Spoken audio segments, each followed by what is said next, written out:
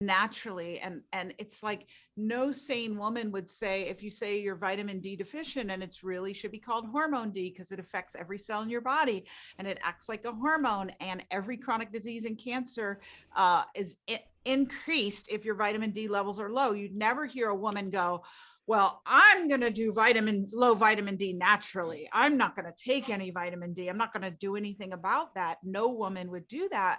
But there's this value when it comes to sex hormones that, oh, I'm going to do this naturally. And it's just, I've never met a woman who once educated about what she's actually signing up for in 10, 20, 30, 50 years. If Mm. she doesn't use hormones, once she's educated on that, I've never seen an intelligent woman go, nah, I don't want that.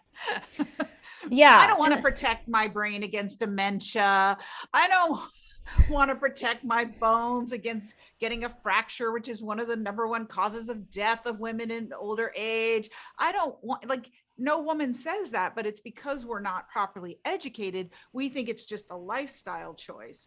So that's just my Yeah, opinion. we have to be careful about our assumed beliefs, I think. And when I read Dr. Sean Tassone's book and I interviewed him on here, and he made a point in there that like blew my mind, which is like women didn't used to live till menopause. So we are like making up what happens, those next 40 years or whatever. And that's a big deal. Do you want quality of life, or do you want to really decline? So yeah, I mean, for me too, I was working as a hormone coach and I was like, I can't take hormones. What would people think? They Like I'm think just, you're really smart. I thought, well, I have to do it all herbally. And yeah, especially with, I have this mold background, it really tanked my hormone production. And there are times, you can speak to this, that I just feel like my body like couldn't kick it into gear to bring that back on its own. Its new Yeah. normal was like flatline. Yeah. Do you want to speak to that? And then I'll do your intro here. Yeah, sure. So, your sex hormones, you have programmed obsolescence. When my sister and I were young, I'm of the generation, we used to have the little transistor AM, FM radio. Some of you guys might remember that. Um, and I remember I saved up my allowance to get this radio. And then the thing broke like in 2 months, and I went crying to my mother. I'm like, Mommy, why is this happening? She goes, programmed obsolescence. They make it cheap so that it breaks, so you have to buy another one. And your ovaries, that's how they come. They're programmed to work for a certain amount of time, and then they're programmed to go offline. And so, this idea that you can use herbs, and there are lots of things you can do to improve quality of your sex hormones throughout your life cycle, through your fertile years in the 20s and 30s. But for all women, at some point between 40 and 50, you're going to get to this point where your ovaries can't sustain the level of hormone production that you are used to seeing, your brain's used to seeing, and that makes your neurotransmitters balanced and you feel good, right? All your cells have receptors for these, so they're not really only about sex hormones, even though they're called sex hormones. They're really more about your nervous system function than anything, because you have more receptors for these hormones. So this idea that you can do natural botanicals, herbals, it's great and it can help, but once your ovary factory, sex hormone factory, goes offline, it makes so much of these hormones, your ovaries, that you can't meet it with herbals. And so I'm all for natural, and do it natural when you can, but I'm also all for correcting hormonal poverty. Just like I think financial poverty is horrible, hormonal poverty is horrible. And just like financial poverty leads to death and disability ultimately, because you can't meet your needs in life, right? For proper food, proper shelter, proper health care. Hormonal poverty leads to the same things, right? Heart disease, cardiovascular disease, dementia, Alzheimer's, immune dysfunction, right? People don't associate, oh, sex hormones, immune dysfunction. Yes. And what are we all concerned about right now? Our immune systems. Well, guess what? If you are a menopausal female without hormones, you are at increased risk for immune system dysfunction, autoimmune disease. So there does become a point for all women at which you cannot do this with vitamins and herbs and things like that. And you really, to give your cells what they need to function optimally, you need a prescription. Yeah, you think about COVID mortality, it's, usually older people, they are low in vitamin D, they're low in melatonin. I don't know if I've seen many studies, but maybe you've looked it up, Kirsten, about like the sex hormones levels and COVID. It's probably Yeah, an interesting point. they're actually in, oh gosh, which hospital? I want to say Stanford, but I might be wrong. They're giving men high doses of progesterone with COVID, and they're finding that it is increasing and improving their outcomes. So, we use progesterone for people with traumatic brain injury. It's got a neuron stabilizing neuroprotective effect. But all of the sex hormones are intimately involved with the immune system. So it makes sense. And there is that data, like I said, I can't remember if it's Stanford. It's a big center where they actually are using progesterone. Interesting. Okay, well, we got right in it where we have a lot to talk about, but We're right I'll in. just read your bio. After discovering the hidden cause of midlife weight gain and fatigue in women, OBGYN Dr. Kyrin Dunston lost a life-changing 100 pounds and fixed her adrenal fatigue. A pioneer of female hormonal justice, Dr. Kyrin hosts the Hormone Prescription podcast with new episodes weekly.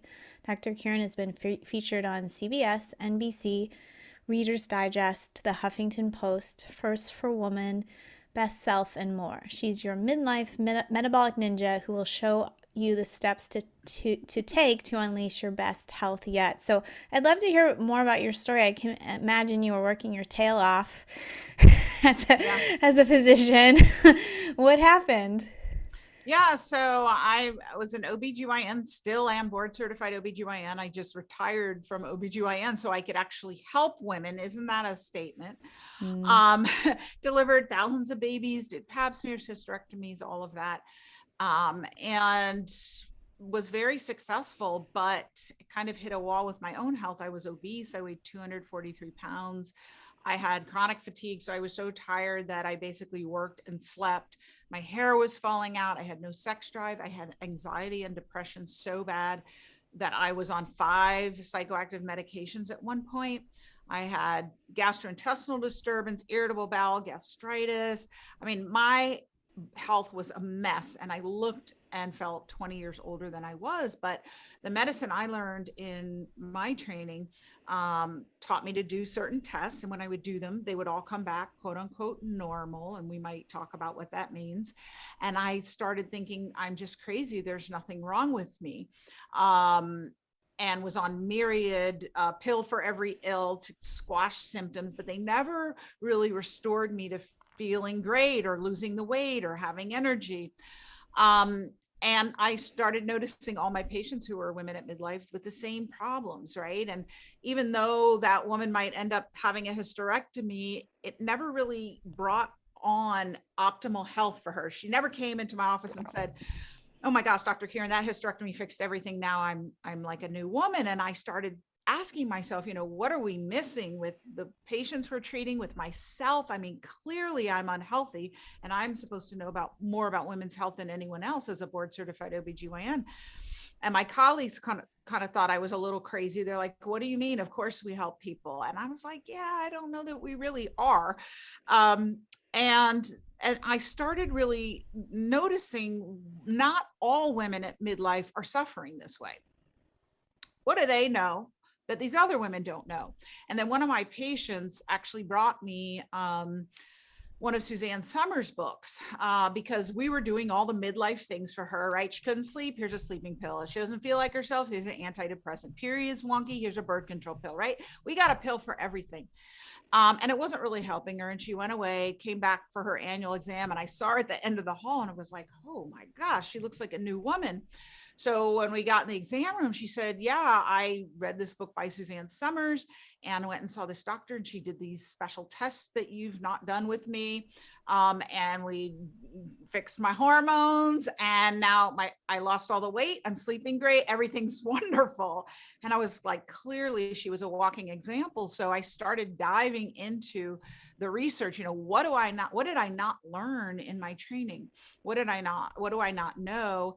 And what do most doctors not know? And then this whole world opened up to me of root cause resolution. So instead of masking symptoms with the band-aids of pill for every ill or surgery for every symptom, you actually do testing to go look at the roots of the tree that are causing the leaves and branches to be funky and have a problem and cause symptoms like you can't sleep, tired, overweight, all those things. And then eventually became fellowship trained in anti-aging, metabolic, and functional medicine. And it transformed my health. I mean, when I learned about it, I said, I am going to use this on myself because I have to be a guinea pig. And if it works, I'm going to spend the rest of my life teaching other women about this. And that's what happened. So 2 years later, I had lost 100 pounds off all prescription medications, hair back, sex drive, gut healed, like looked and felt 20 years younger, and then started doing it with my patients. And eventually I was telling all my patients, well, my board certification says I should give you this birth control pill, this sleeping pill, do this hysterectomy, right? All these things. But you don't want that. You want to get your hormones tested, and we want to, do this root cause approach. And like I said, I've never met an intelligent woman when presented with the choice. Do you want to mask your symptoms with surgery and pills, or do you want to really know what's happening and deal with the cause? Every woman says, oh, I want to know what's really happening and deal with the cause. And it's just because most women aren't aware that they don't pick that. So I'm glad for everyone who's watching now and in the future, you will forever be changed, because once you know what exists, then you can go for it. It's like if you go to the same restaurant all the time and you order the same thing and you never look at the menu, you might not know that they added some super awesome dishes to the menu. And it's kind of like that with healthcare right now. If you're just going to your neighborhood HMO $30 copay doctor's office and thinking that that's all there is to help you, you're not looking at the menu and you're missing out on kind of the hormone revolution that's going on, where you can get at the root causes and fix them.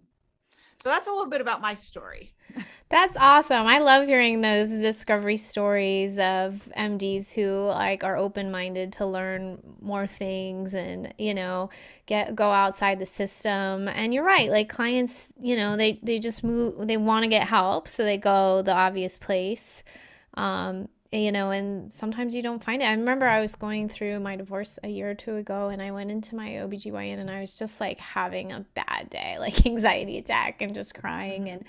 And she was just like, well, we can put you on antidepressants. And I just felt so quick, to go there, and I think you mentioned you had to leave that traditional practice to have time to do these things. And I think part of it too is they just don't have time to sit and go through your diet and your stressors and all that stuff too, right? Well, I like to say that we sometimes say that MD, we think, stands for minor deity. Once you're told that you are board certified by the highest certifying board in the world, right? The American boards, right? And it's American College of Obstetricians and Gynecologists. Well, you know more about women's health than anyone else. You have no reason to question that what you believe might not be true, and what you were taught might not be true, and that you think that you know everything. So you have this, what I call contempt prior to investigation.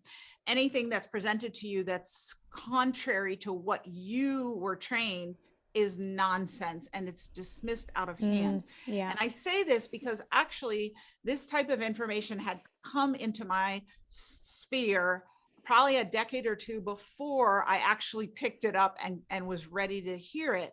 And I poo-pooed it, and I called this doctor a quack, and he didn't know what he was doing, right? And that's what doctors basically do. If I didn't learn about it, it's not a double-blind placebo-controlled trial from JAMA. It doesn't exist. It has no validity. And the truth is that, pain pushes you until your vision pulls you. And when you have enough pain, you become teachable. And I forget who's quoted as saying that, where we have pain is where we get cracked, and that's where the light can get in. So I literally had to have so much pain personally with my health that I became teachable, and I became open to the possibility that I didn't know everything. And look, I didn't. But most doctors haven't gone through that. All the doctors who practice like I do have a personal story like mine, where they had a personal health problem that couldn't be fixed or answered, or they have a family member or loved one with that story, and that sent them on the journey. So you've got to become, and so it's much more than that they don't have time. We are not taught anything about diet, how diet relates to health in med school and residency, pretty much at all. So this idea that your diet has anything to do with disease other than certain things like diabetes and sugar, cholesterol and red meat, right? Specific things. But this whole concept of food sensitivities, which is a whole other topic, mainstream medicine, or what I call corporate medicine, basically says we don't believe in that, as if it's a religion. It's not a religion, it's science. But basically what you have with mainstream corporate medicine is you have a belief system that is a business, and it's a for-profit business. So that's all you're going to get at that business. It believes that disease happens a certain way and drugs and surgery are the answers. That is the paradigm. So if you go to that $30 HMO copay paradigm, that's what you're going to get. So it's not even that they don't have time, it's that they have no belief that diet is the foundation of your health. When now I know, you literally, when you look in the mirror, you are looking at every meal that you've had in your life and that your mother had when she was pregnant with you, and all the food you're looking, like you should see broccoli, cauliflower, almonds, potatoes, chicken, because that's all broken down and then reassembled based on the energetic blueprint of your body into your flesh. And how there is nothing more important than your diet. We're not taught that. Your doctor is not taught that in medical school. So even if they had all the time in the world, they could not teach you what you need to know. And same with hormones. I say that, even though I'm board certified OBGYN, I was hormone illiterate while I was an OBGYN. And I know probably some people are hearing this going, what? Yes, right. There's no standard of care for checking women's hormone levels. No standard of care. We check everything. We check your blood pressure, your weight, your cholesterol, your potassium, your everything, right? We've got a test for everything. But most people, if they ask their doctor, well, can you check my female hormone levels? It could be something wrong. They'll go like, no, we don't do that. And that literally is the ACOG statement. We don't do that. That's insane. So even if they had all the time in the world, if they aren't going to check your levels because they don't know the right test to do and they don't know how to read them, then they can't help you. Even if they had all the time in the world, the corporate doctor has no solution for you other than, oh, what's your symptom? You have crazy periods? Oh, birth control pill. Oh, you can't sleep? No other questions asked. Oh, sleeping pill. So it's just that corporate medicine is the hardware store. Hardware store doesn't sell milk and eggs. They will never sell milk and eggs. And, we can get all up in arms. Well, why doesn't my insurance pay for this? Why doesn't my doctor know about this? Right? You can go to Lowe's and Home Depot and pick it out front and go, well, why don't you sell milk and eggs at the Lowe's and Home Depot? Right? You could do that for decades, but are they ever going to sell eggs and milk? No, they're going to go, this is a hardware store. We don't sell that. But this whole card game is basically making you think that corporate medicine is about health. It's not about health. It's about disease management, because there's money in disease management, because we can keep you sick for a long time and make a lot of money off of you. But if we actually are creating health and vitality for you, you're going to get better and not need us. Well, that's not a great business model. True. And Yeah. so doing a root cause approach is where you have to go to a different store. Yeah, very true. So let's talk about how you practice now. We were chatting briefly about taking hormones in the beginning, but I know there's more to it than that, right? You can't just like put new fuel in the same, the same machine that's running on McDonald's and Right. white wine and all that. So yeah, tell us like your model now. Yeah. So, some people will use natural hormone therapy, bioidentical hormones and they're not addressing. So I talked about in my Midlife Metabolism Institute, we teach people about all the things you need to do to fix your health and your hormones that you don't need a prescription for. So yeah, if you're eating McDonald's and your body's full of toxins and you're using artificial flavorings and colorings and preservatives in your home, in your laundry and laundry detergent, dryer sheet, cleaning products, personal care products, and you're just a toxic bucket full and your diet is crappy, sure, you can go get a natural hormone prescription, but you'll never achieve what's possible for you. So you've got to do all the things you don't need a prescription for. And that means clean up your diet, detox the body, get the mold out. Like that's your right. Mold. I mean, I think it's estimated that over 50% of the structures in America have mold contamination. It's a huge problem that people don't recognize. Just eating food that's older than a couple days that you've kept in the fridge, it probably has mold. So, mold is one of the hardiest organisms around, and you could probably speak to this more than I can. And it's everywhere, and it really is contributing to a lot of our health problems.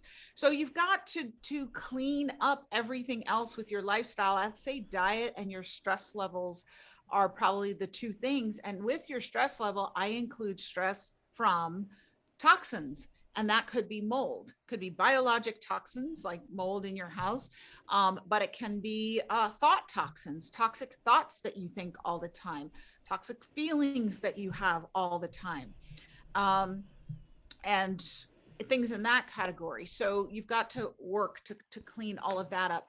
And it's not a simple thing, because nobody teaches us this when we're kids. We're basically like, you've got this machine, you put some calories in it a few times a day. There's really no education for the general public on what the quality of those calories should be.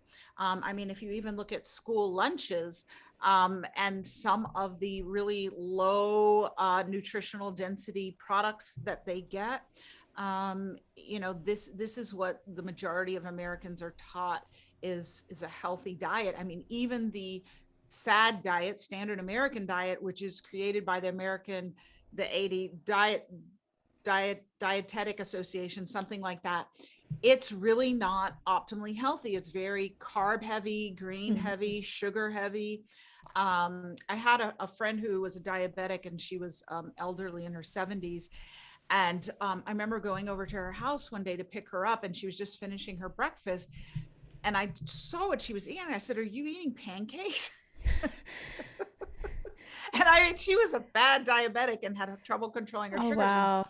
She had like a banana on the side, and she had pancakes, but she showed me I have sugar-free syrup. And I'm like, but still you've got pancakes. And then she liked orange marmalade on top of her pancakes with her syrup. And so she had that, and she had the banana. And like, I said, does your doctor know that this is what you eat for breakfast? And she said, yeah. And I was like, and they're okay with that? And she said, yeah. So, and that's the diabetic diet, right? Because you're allowed like 5 servings of grains a day or something, probably. Something It's like, ridiculous. yeah. Right, but like nobody says, well, if we cut out all the sugar and the grains, you probably wouldn't be diabetic anymore. Why don't we try that?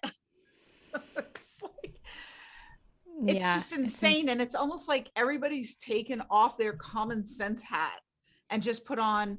And I get it, because, when I came out of med school, I go into residency. I wanted to be a good resident because there is a hierarchy and you want to please your superiors. So you stop questioning and you just do what you're told because you want to be a good resident, and you stop thinking and you stop questioning. And so I think that's what I got back when my health was really off the rails, was I finally was like, no, something's wrong here. This is not right. And I think that enough of us now are, even in the medical field, are saying this is not right. Diabetes can be reversed. Why are we acting like it's a life sentence? Right? Yeah. It's So very exciting. The waking up is very exciting. Yeah. yeah. And it comes in all forms. There's traditionally trained MDs like you are switching over. You're definitely not the only one. And then there's kids, so to speak. I have some health coach friends who aren't even 30 yet, and they're brilliant because they just came out of the gate studying this stuff. It's really amazing. And then I really like empowering people, or people empowering themselves. So we are helping give the education, and people are empowering themselves. One thing you do I think is really great is you're teaching people how to read their own labs. Yeah. That's so cool. I mean, when in the conventional system are people like, read your own labs, like research the ranges? Never. Gone are the days when you can abdicate control of your health to your healthcare providers. If you are doing that now, you're signing up for a shorter lifespan and more disability. And there was a study done on just even errors in medicine recently, and they showed that the errors in medicine are just astronomical. But I'm not even talking about the errors that are being made. But I promise you, no one is looking at when they look at it from, we're a Lowe's hardware store perspective, all they're concerned with is, do you have a disease?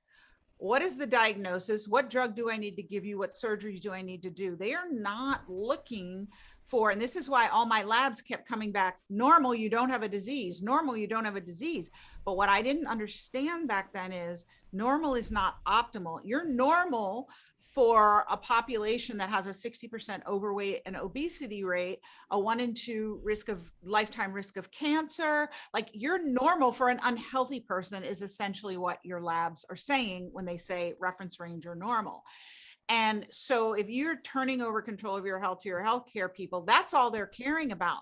But most people, if you ask them, well, do you just want to have a disease, be told when you have a disease and then get it controlled with medicine or surgery? Or would you rather know 20 years before you get that disease, like 20 years before you get diabetes, hey, you're on the road to diabetes. If you get diabetes, here's what you're going to be looking at: increased risk of Alzheimer's and dementia, which means you can't live independently at 80, increased risk for going blind at an early age, increased risk for needing dialysis, for a heart attack. Like, the list is long. And if someone told you 20 years before you got diabetes, this is what the road you're on, let's get you turned around now, most people go, hell yeah, let's turn around.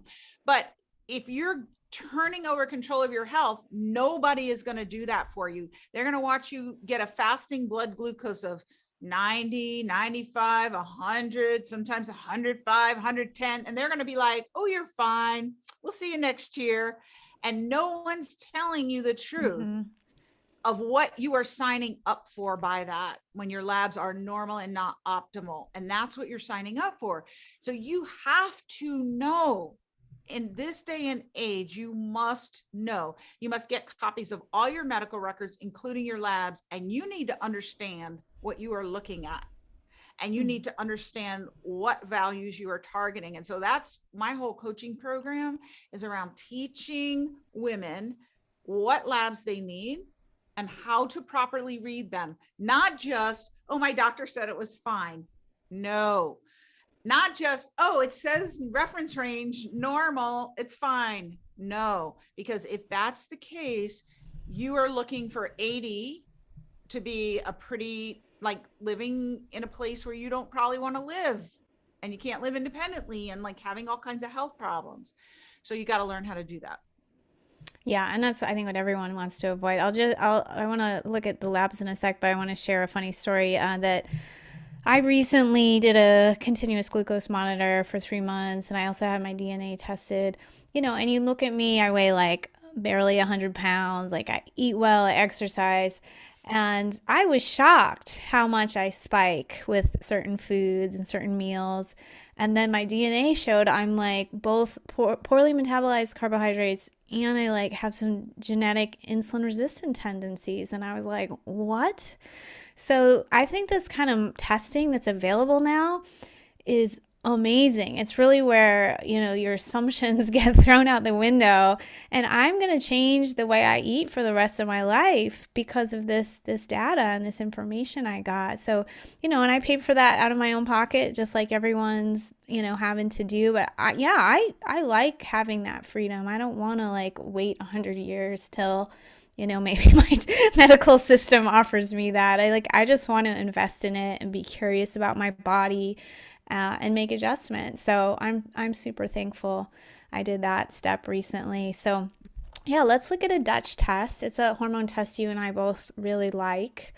Some people, you're welcome if you're on the call to mention if you've, run a Dutch, and you're also welcome to ask in the chat any questions as we go. And Kyrin, I know this is a very in-depth test, so maybe you want to just hit some of your favorite points on it. Yeah, and I'll just comment that, the other thing is which are the right tests. So a lot of doctors will say we don't check women's hormones, but if you do get them to agree, they're just going to draw blood, and that's really not the most accurate way to check sex hormones, because sex hormones are made from cholesterol. Everybody knows cholesterol comes from animal fat. So animal fat is oil and your blood is water. And do oil and water mix? Mm. No. So these hormones aren't just splashing around in your blood having a pool party. They're carried around in protein carriers, which I call FedEx trucks. So it's hard to get an accurate reading, especially if you're already on hormones in blood. So you can get an accurate reading with saliva or dried urine metabolite. And this is a dried urine metabolite test. And saliva, though, is not great to monitor people if they're already on hormones for various reasons. So the Dutch test is one of several companies do the dried urine metabolite. So it is a very complicated test, but right, what we're looking at here is the important part right here, which is it lets you know of your three main sex hormones, estradiol, progesterone, testosterone, where you are. And it's like basically a speedometer. So this little arrow can be down here at the bottom. And then this is low limit of normal is this yellow star. High limit of normal is this yellow star. And then this person is above. And then progesterone, same thing. So they're low. And testosterone is here. And this is kind of where you want to be, right here at 12 noon, somewhere between 10 and 2 o'clock on the dial. So it takes all this raw data, because if you look on the next page, there's all these numbers. And so it takes all this raw data and compiles it into those graphs. Then they have this real detailed page for the sex hormones where they show you the actual metabolites of progesterone that gave you this number. And then they look at the three types of estrogen, because you have three types: estrone, estradiol, estriol. You don't just have one. And they tell you what you're doing that. And then the other thing that's beautiful about this test is it tells you how you're breaking down your estrogens. So breast cancer is one of the number one fears of women. And your risk for breast cancer is actually increased if your metabolism or detoxification of estrogen goes down certain problematic pathways. And so this right here, phase one, this pie chart and these different levels look at three different pathways that estrogen can be detoxified down. And if it's going down this 4-OH, we call that the 4-hydroxy pathway, that's more problematic for cancer. Because you can see here, if it goes down this red pathway to 4-hydroxyestrone, it can go down here to quinones, and then it can damage DNA if not detoxified, can bind to and damage DNA. And that's what cancer is. It comes from DNA damage. So it gives you this step, which you can check that in blood, but most doctors don't even do it. So how many of you would like to know how am I detoxifying my estrogen? everybody should have their hand raised. Everyone. Your regular doctor's not going to do this. It is not standard of care. They don't eat. They're over at the Lowe's hardware store going, we don't have eggs, we don't have milk. So they're certainly not concerned about if they have coffee creamer, right? That's just an example that came to me. So, if you know about these things, and if you're here listening, you need to know about your estrogen detox. And that's phase 1. And then phase 2 is called methylation. And that is shown here when you take 2-hydroxyestrone to 2-methoxyestrone. So it gets a methyl group added to it.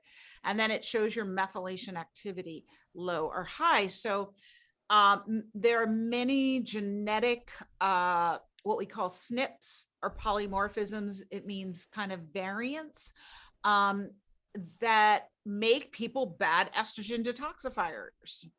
Right? So you can have SNPs in these 3 pathways. You can have SNPs in this pathway. And who would like to know if they're a crummy estrogen detoxifier? Everybody should have their hand raised. Because if you don't know, you can't do anything about it. And the standard of care right now is there's no checking for genetics for how you detoxify your estrogen. There is no checking how you're actually detoxifying them.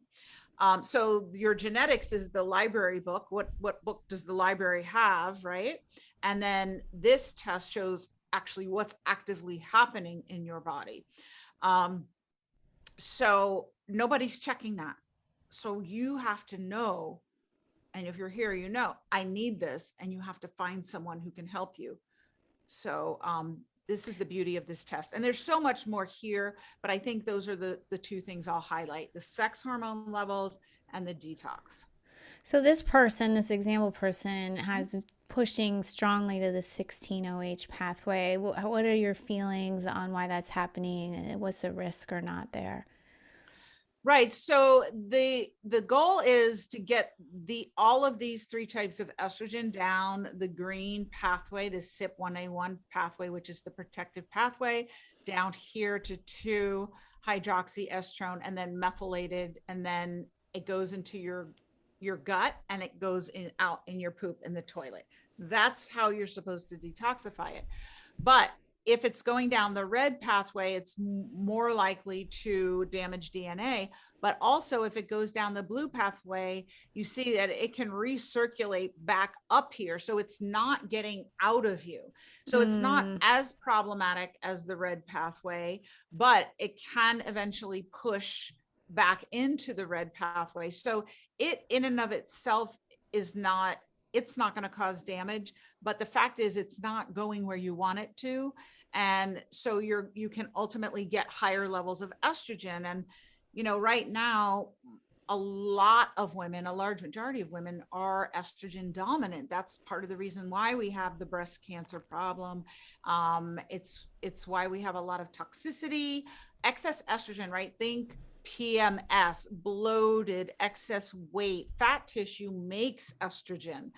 And 60% of us are overweight or obese. So when you have a hyperestrogenic system, you're causing a lot of other problems, even if it's not breast cancer. So breast cancer is one of the things that women are afraid of, and it's usually one of the things they're most afraid of.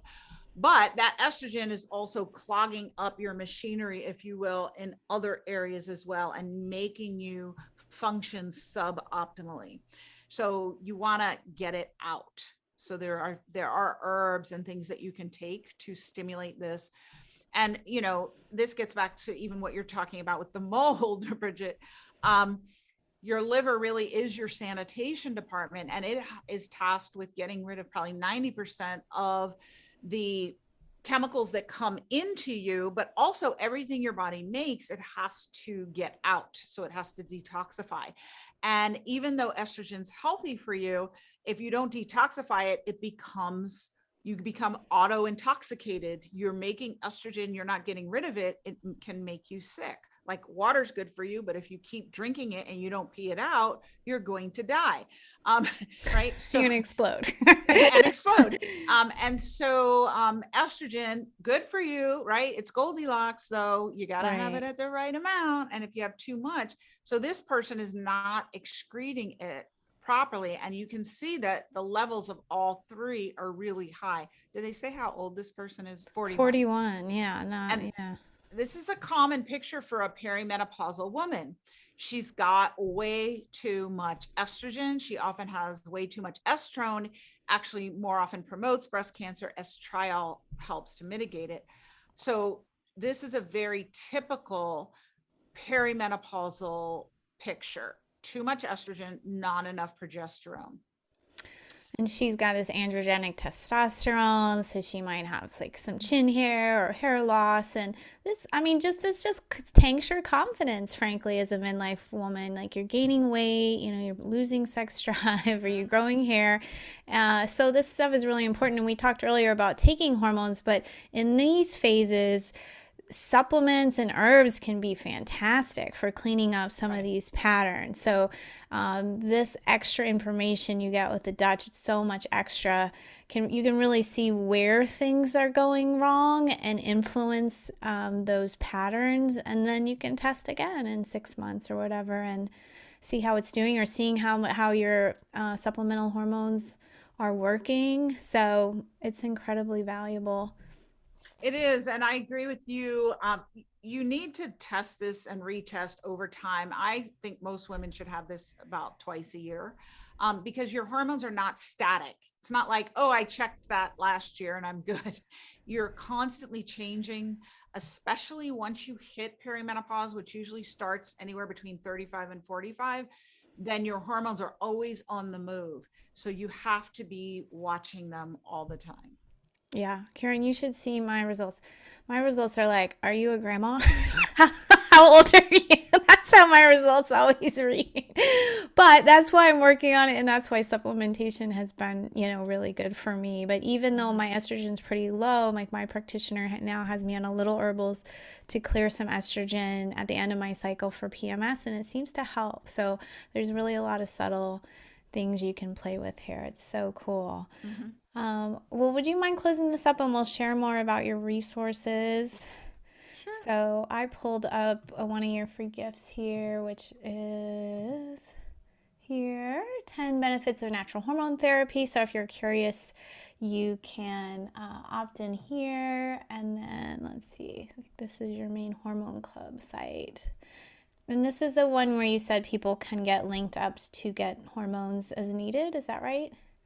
So this is it's a telemedicine solution club, and it's where you get the tests. If you have the tests already, you can actually upload them. But if you don't have the Dutch and the other tests that you need, you can get them. The doctors will order it for you. They do a consult with you remotely in 47 states in the US, all states except not New York, New Jersey, or Rhode Island. And then your hormones are sent to your home, into your mailbox, and it's ongoing. So you get the Dutch twice a year. Your hormones are sent to you every month. So it's all inclusive, all your testing, your consults, your hormones, whether it's bioidentical, estrogen, progesterone, testosterone, thyroid, it's all included in the club membership. So did you make this up, or they hired you to be the medical director?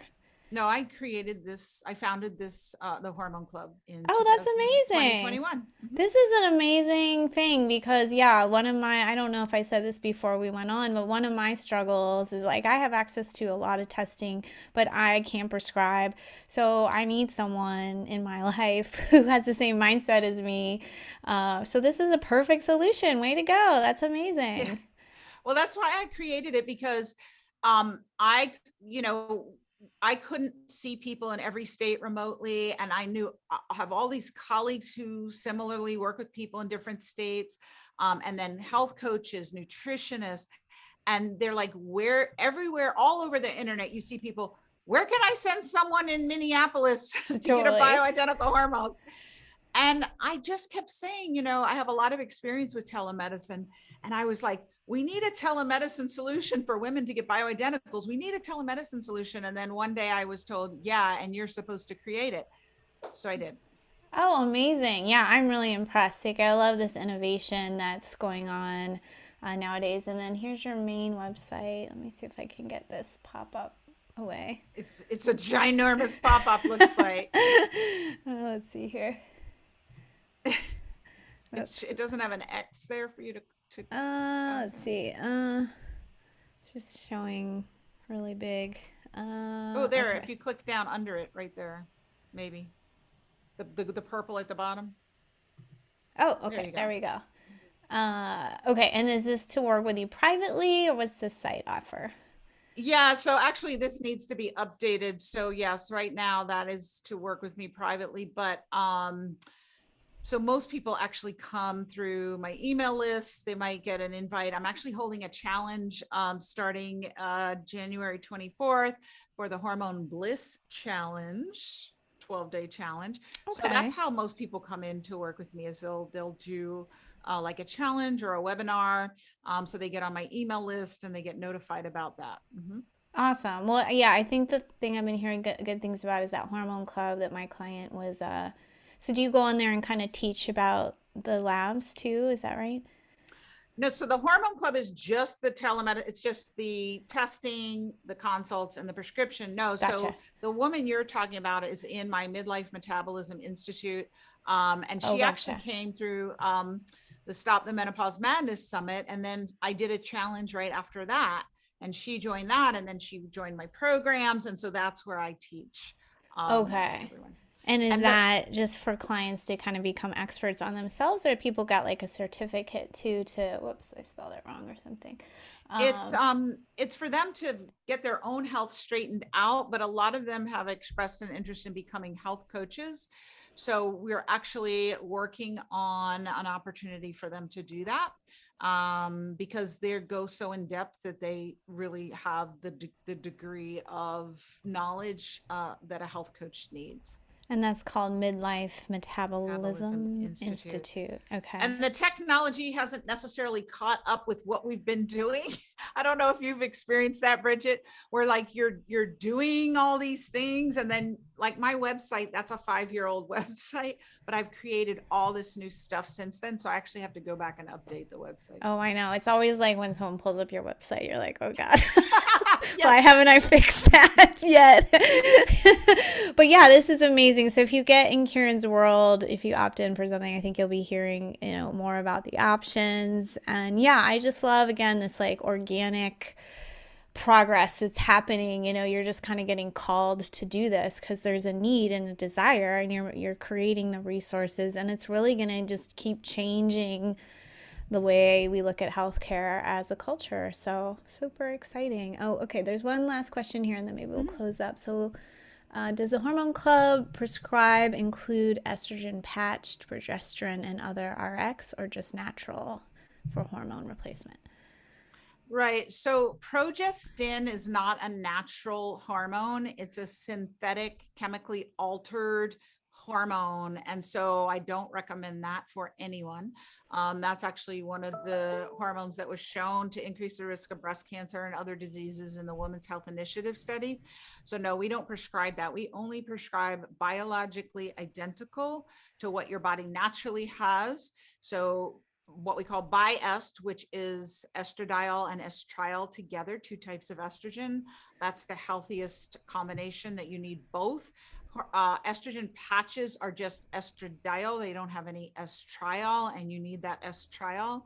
And then progesterone, which is biologically identical progesterone, no progestins, and testosterone, biologically identical, and natural T3, T4 for thyroid. So we don't use Synthroid or Cytomel or any of those synthetic products, just natural T3, T4. Okay, so it sounds like it is RX. It's just the ones she's describing are not the ones that you use based on your research.